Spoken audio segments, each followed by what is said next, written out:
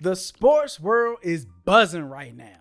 The NFL released the 2025 schedule and is ramping up post-draft. The MLB is in full swing, while the NBA is gearing up to crown a new team champion. But in all this excitement, the NBA is being scrutinized for its draft lottery. This debate has even led to some NFL fans and analysts to question if the NFL should implement a draft lottery. As a sports fan, I think this is crazy. It's no secret the NFL is America's favorite pastime, and for good reason, as the NFL is doing a lot to separate itself from other sports. Some fans may hate the new NFL, but the NFL is built for the future, while the NBA is tanking fast. Here are 8 reasons why.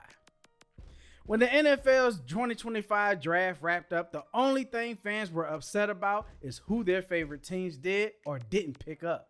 On the flip side, the NBA fell under a lot of scrutiny for their draft lottery process. This seems very unfair and low-key rigged. Everybody and their mama witnessed the Dallas Mavericks jump 10 spots to get the number 1 pick despite having a 1.8% chance. And despite being better than a team like the Wizards or the Blazers who need all the help they can get. It has people questioning what the hell is going on. Was it a head nod to the Mavericks, like Adam Silver and the NBA said, you trade Luka to the Lakers and we'll make sure you get the number 1 pick? It sure as hell feels that way. Whereas the NFL draft is the complete opposite. Of the two, the NFL is the only league where a team can go 4-13, 5-12, secure a top 3 draft pick, and then ball out the following year, so much so that they're on the doorstep of a Super Bowl appearance. Just ask my Washington Commanders. And contrary to what some clowns think, the NFL doesn't need to change nothing anytime soon. Football needs a draft lottery. It would be great for the league, it would be great for the fans, everyone would watch it. The ratings would be ridiculous. The thing about the lottery is it's a good idea. The ping pong balls are the answer. Oh, and one final note on that, the lottery is not rigged. Fool, that's the last thing the NFL needs to do. Because that's the very thing that's giving the NBA problems now. I don't want to hear anything about teams tanking because in the grand scheme of things, it doesn't make sense. When you lose, front office personnel lose jobs. When your team loses too much, fan bases lose interest. And when that happens, owners lose money. So this idea of purposely tanking is ludicrous. Can it happen? Sure. Anything's possible. But what about the fact that some teams are just legitimately bad? Instead of helping the bad teams like the NFL, the NBA decides to punish them. Now, teams like the Wizards and the Blazers, they remain irrelevant. It's like the NBA has taken a page out of America's socio-economic playbook where the rich get richer and the poor don't get a damn thing. Which brings me to my next reason. Unlike the NBA, the NFL doesn't overlook their smaller markets. In fact, since the NFL's plan to expand the brand, they've done an excellent job in boosting them. Ever since 2015, the league stopped having the draft exclusively in New York, and as a result, it's been moving around from city to city. We've seen the draft hosted in places like Chicago, Philly, Vegas, Wisconsin. The NFL has already announced Washington, D.C. is hosting it in 2027. And this is great for all markets. It gives fans something to look forward to. It boosts the city's economy. And it makes for a good time. The NBA still playing catch up. Hosting theirs exclusively at the Barclays in New York where the 2025 draft will be held. But further from that, the NFL seems to have an equal share of star players and personalities fans actually care about. The Jags just got Travis Hunter. Kansas City has Patrick Mahomes. I mean, I could go down a whole list. Whereas some NBA teams, they don't get talked about or shown on TV. They're treated like the ugly stepchild. Sometimes I legit be forgetting that the Trailblazers are even a team in the NBA. And that's a problem. This may work for diehard fans who are following the league's every move. But to the casual viewer, this won't cut it. In today's day and age, you have to appeal to the majority of the people. And the NFL has found a way to permeate the cultural zeitgeist. Everyone follows the NFL's top storylines. Take the Commanders. Not to keep bringing them up, but shit, that's my squad. In 2024, they went from a team no one talked about. They were a castaway, and at one point, they didn't even have a damn name. And now the whole country is on their line. They're top 3 in power rankings. Jaden Daniels has the top selling jersey in all of sports, and it's quickly becoming the face of the league. Name me an NBA rookie that's doing that. But let's move away from drafts, team rosters, and markets, because professional sports leagues are also about the brand, and cultural relevance is a thing. When it comes to sports, the NFL is winning the popularity contest. We've all seen the impact of the Taylor Swift effect, and since Roc Nation's deal, halftime performances have been bussin'. The 2020s have seen Shakira and J-Lo, The Weeknd, Dr. Dre and Snoop Dogg, Usher, Rihanna, and Kendrick Lamar. Oh yeah, can't forget Beyonce performing on Christmas. More on that later.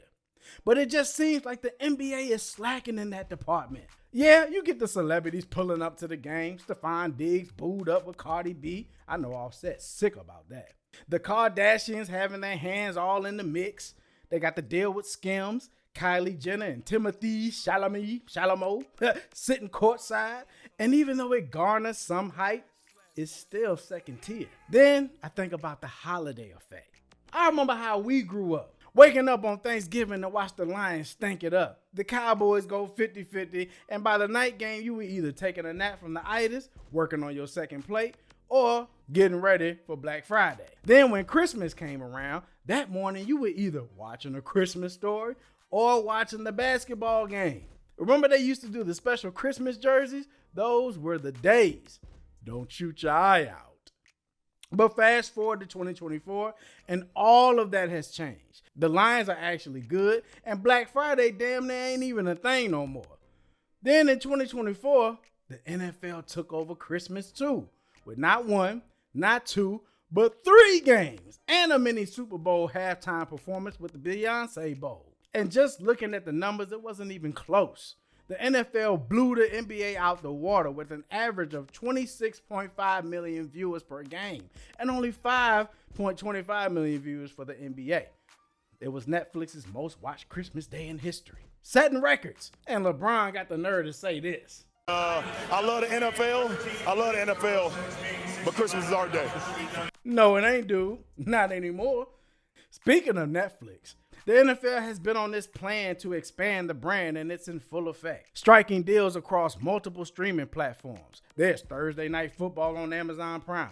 Peacock has games. YouTube and YouTube TV, which is getting the exclusive rights for the 2025 Friday Night Week 1 matchup in Brazil between the Chiefs and the Chargers. Then let's not forget Netflix with its 2-game slate for Christmas. I know some people are getting pissed off about having to stream the NFL, but it makes huge business sense. And it's getting this league to non-domestic markets, collecting fandom in other countries. The NBA, on the other hand, can't even get people in the States to care about the team in their city. No streaming deals as of right now. And as bad as the product of certain games have been, I don't think you could incentivize fans to purchase streaming services exclusively to watch a basketball game. And if you thought the NFL was stopping there with the streams, they're going heavy with getting the product on foreign soil. When the NFL released their 2025 schedule, right off the bat, we saw they had 7 international games. That's 2 more than what it was in 2024 and marks the first time the NFL hosts a game in Madrid featuring the Commanders and Dolphins. They're also making a statement in the UK with 4 games, ramping up those rumors that a team will one day exist in London or somewhere in the UK. And it just begs the question, why hasn't the NBA thought of this? It's not like the NBA doesn't have international fans. I feel as though Adam Silver and those guys are missing out. Get some overseas games on the schedule, my guy. Speaking of schedules, an 82-game schedule, which didn't seem like a problem back in the day, is now having people question if it's hampering the game of basketball and its players. Some people are attributing the rise of injuries to premier NBA stars to the wear and tear of 82 games and back-to-back games in the playoffs, which again is kind of bogus to me because the NBA players of old, they played the whole season and the playoffs without all this soft shit.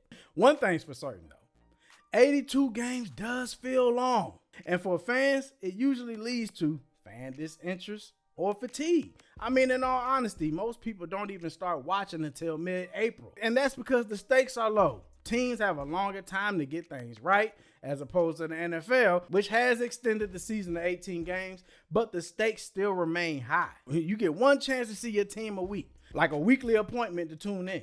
Wins and losses feel way more important.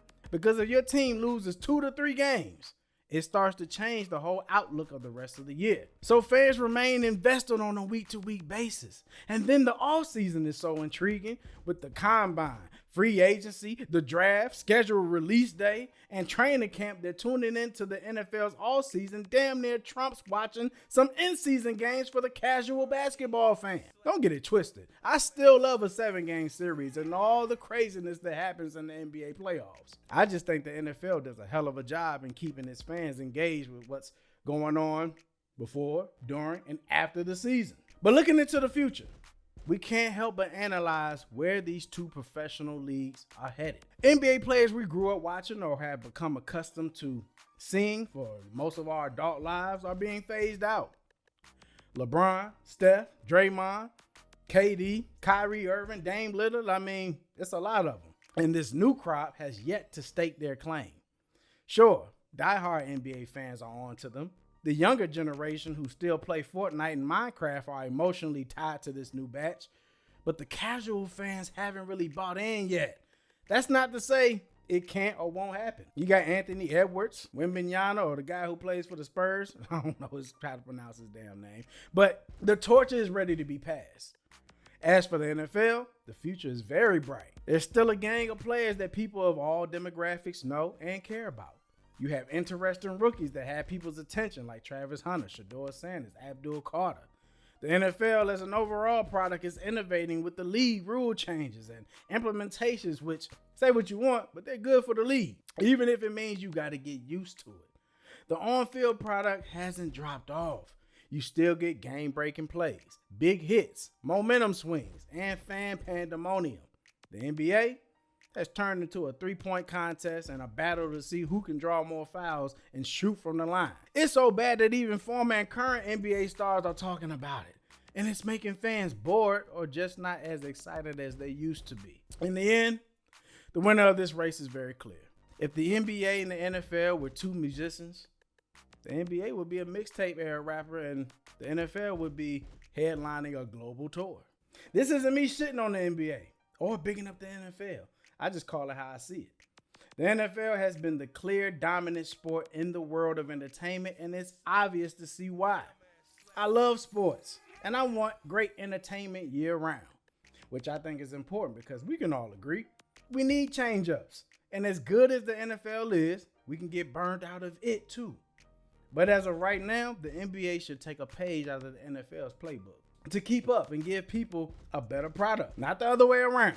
So no, we don't need to see the NFL adopt a draft lottery. Talking to you, Mike Greeny, or Adam Schefter, or anybody else who want to make those senseless takes. We may have to reconsider the schedules of the NBA or implement a plan to bring in a better product to the hardwood.